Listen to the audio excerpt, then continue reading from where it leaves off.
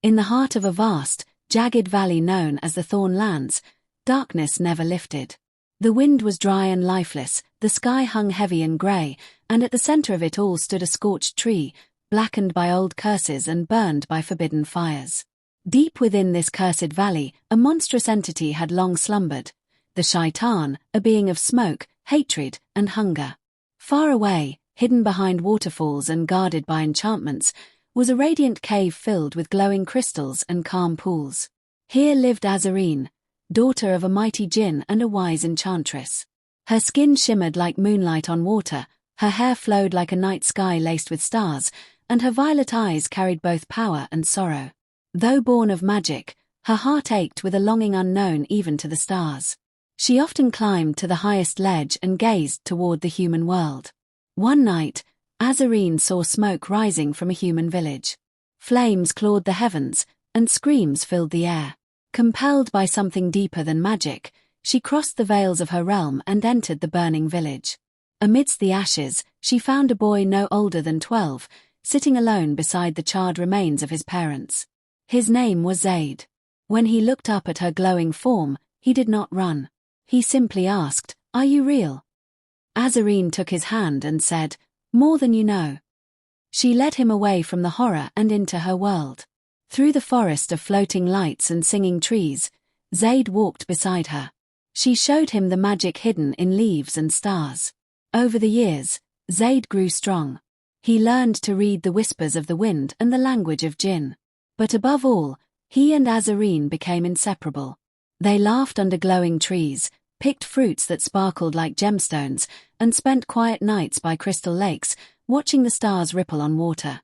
In their silence bloomed something wordless but powerful, love, born not of similarity but of choice.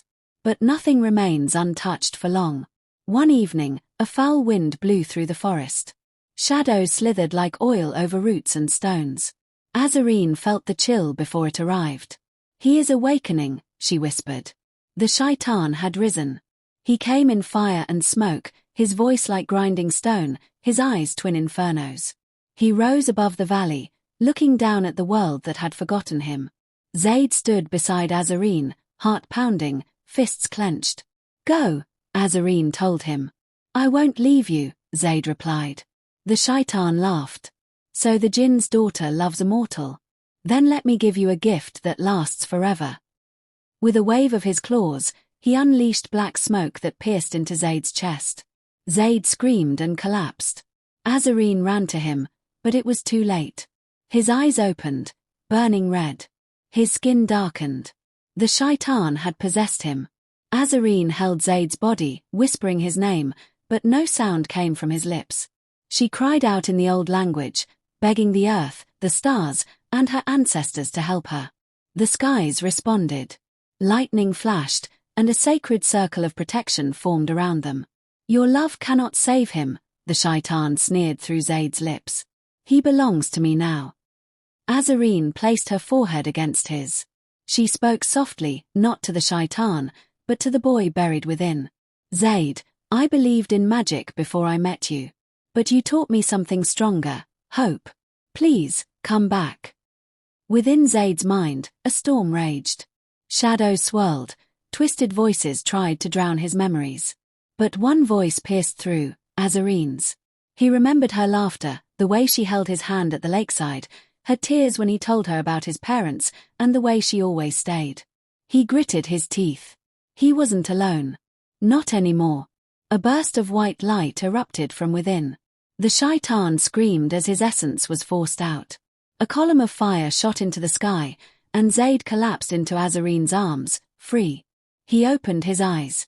They were brown again. Azarene held him close, trembling. "You came back." He smiled weakly. "I never left. You just found me." But the Shaitan's curse had not ended. His spirit, though separated, lingered, seeking a new vessel. Ancient scrolls in the caves spoke of a final solution: to destroy the glass tear, the source of his immortality, hidden beneath the fire pool, deep in the heart of the Thorn Valley. Azarene and Zayd journeyed together. They crossed forests where trees whispered lies and walked through caverns where time stood still. They braved thorns that bled and shadows that tempted them to give up. But they never let go of each other's hand. At last, they stood before the fire pool. Its lava glowed deep red, and floating above it was the tear, an orb of glass swirling with black mist. Zayd lifted his sword. Azarene raised her voice in an incantation that shook the earth.